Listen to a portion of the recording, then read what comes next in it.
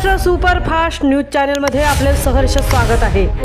खास सत्याची धार लेखणीची महाराष्ट्रातील ताज्या आणि वेगवान बातम्या पाहण्यासाठी आपल्या हक्काचे चॅनल शेअर करा, लाईक करा आणि सबस्क्राइब करा।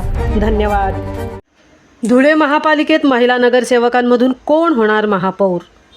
धुळे महापौर आरक्षणाची सोडत जाहीर झाली असून धुळे महापौर पदाचा मान सर्वसाधारण महिला प्रवर्गाकडे गेला आहे।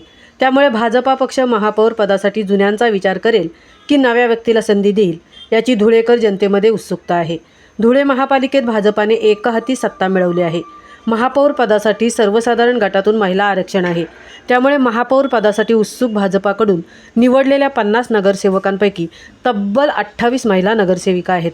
स्थानिक स्वराज्य संस्थांमध्ये महिलांना 50% आरक्षण असल्याने आधीच महापालिकेत महिला राजा उतरले आहे।